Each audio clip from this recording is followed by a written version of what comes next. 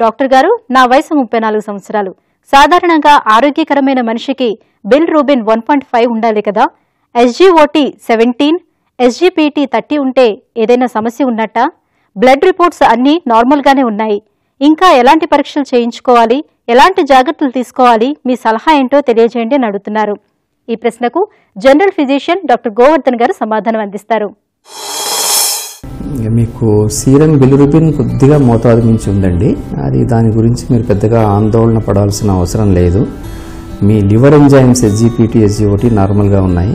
So SGPT, SGOT అనేది మన liver ఫంక్షన్ని తెలియజేస్తుంది. అవి నార్మల్గా ఉన్నాయి కాబట్టి మీరు అంత ఆందోళన పడాల్సిన అవసరం లేదు. అయితే కొందరిలో మాత్రము సీరం బిలిరూబిన్ ఇట్లా ఇండైరెక్ట్, అందులో 2 రకాలు ఉంటాయండి. ఒకటి డైరెక్ట్ కాంపోనెంట్, ఇండైరెక్ట్ కాంపోనెంట్ అని ఉంటాయి. అయితే కొందరికి పుట్టుకతో పాటు లివర్ మెటబాలిజంలో ఉండే కొన్ని అబ్నార్మాలిటీస్ వల్ల ఈ సీరం బిలిరూబిన్ ఇండైరెక్ట్ ఫ్రాక్షన్ ఎక్కువగా ఉంటుందండి. అది 2-4 మిల్లీగ్రామ్స్ వరకు ఉండొచ్చు. అది అలాంటి వాళ్ళకి అది నార్మల్ ఫినామినన్ అండి. సో దాని గురించి మీరు ప్రత్యేకించి ఆందోళన పడాల్సిన అవసరం లేదు. కాకపోతే లివర్ ఎంజైమ్స్ అన్నీ నార్మల్గా ఉండి మీ అల్ట్రాసౌండ్ అబ్డామిన్ అంతా నార్మల్గా ఉంటే కనుక దీన్ని మీరు ఒక నార్మల్ వేరియేషన్గానే భావించాలి. మీకు ఎక్కువ ఆరోగ్యపరంగా మీకు ప్రాబ్లం ఉన్నట్టుగా మాకేం కనిపించడం లేదు. అంటే మీకు లివర్ ఫంక్షన్ టెస్ట్ అని మొత్తం బ్యాటరీ ఆఫ్ టెస్ట్స్ ఉంటాయండి.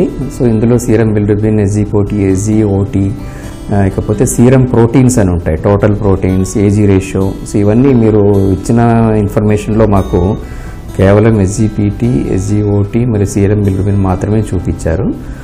మిగతా LFT మొత్తం ప్యానెల్ కూడా చేయించుకోండి.